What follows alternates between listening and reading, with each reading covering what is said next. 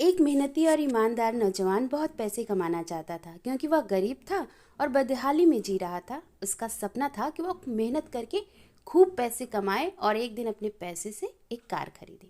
जब भी वह कोई कार देखता तो उसे अपनी कार खरीदने का मन करता।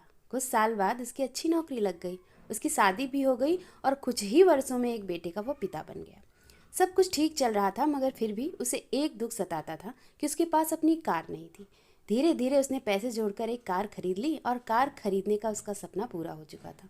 इससे वह बहुत खुश था। वह कार की बहुत अच्छी तरह से देखभाल करता था और उससे शान से घूमता था। एक दिन रविवार को वह कार को रगड़ रगड़ कर धो रहा था, यहाँ तक कि गाड़ी के टायरों को भी चमका रहा था। उसका 5 वर्षीय बेटा भी उसके साथ था। बेटा भी पिता के आगे पीछे घूम घूम कर कार को साफ होता देख रहा था। कार धोते धोते अचानक उस आदमी ने देखा कि उसका बेटा किसी चीज़ से खुरच खुरच कर लिख रहा है। यह देखते ही उसे बहुत गुस्सा आया। वह अपने बेटे को पीटने लगा। उसने उसे इतनी जोर से पीटा कि बेटे के एक हाथ की उंगली ही टूट गई। उसे बहुत दुख हुआ।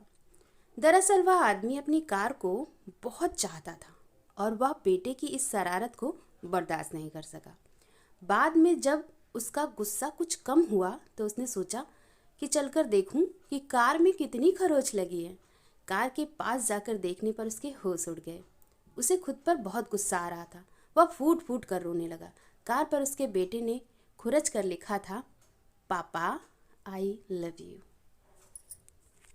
यह कहानी हमें सिखाती है कि किसी के बारे में कोई गलत राय रखने से पहले या गलत फैसला लेने से पहले हमें यह ज़रूर सोचना चाहिए कि उस व्यक्ति ने वह काम किस नीयत से किया है।